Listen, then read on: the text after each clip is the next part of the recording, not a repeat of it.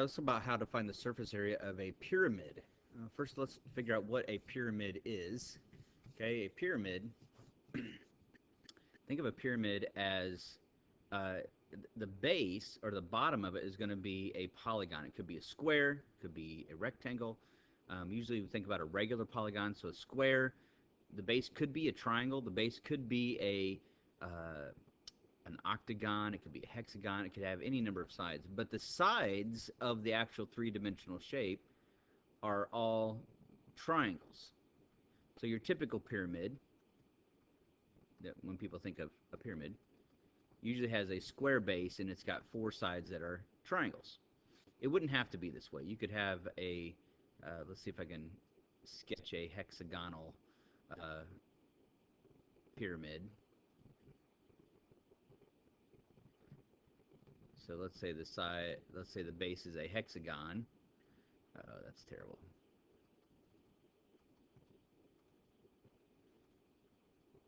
All right, you could have a hexagon, but the sides again are pyramids. Or I'm sorry, triangles. Gosh, I'm getting my words wrong.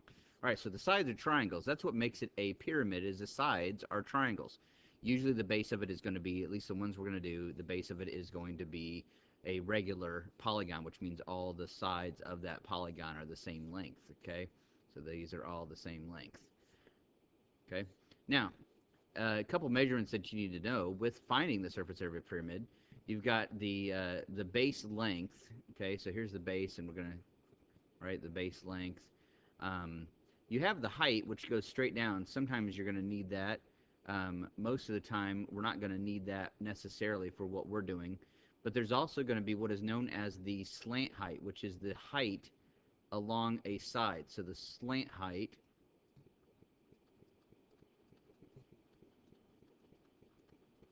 and most books and different resources use a cursive L for slant height. Okay, but let's talk about how to find the area of this. Instead of thinking about it as a formula, let's just think about it this way. You know that with this pyramid, the base of it, whatever this polygon is, you're going to find the area of that base.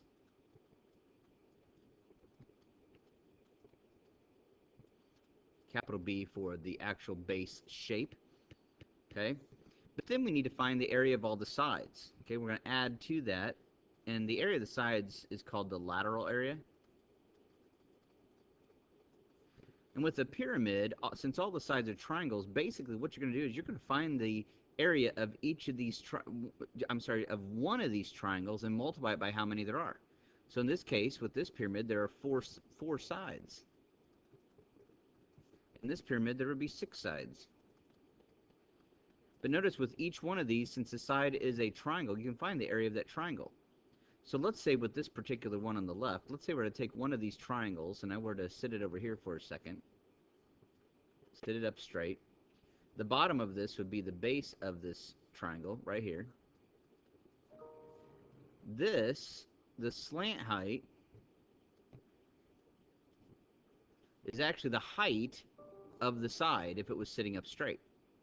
So to find the area of the side, we're going to do 1/2 times the base times the slant height. That would find the area of one of those sides, and then you're just going to multiply that by how many sides. So again, I think that you can find the surface area of a pyramid not in thinking about a brand new formula, but think about formulas that you already know how to do. This one would be the same thing. Notice one of these pyramids, or one of these triangles on the side, the base length, right? You've got this slant height, which would be the height of that actual shape on the side.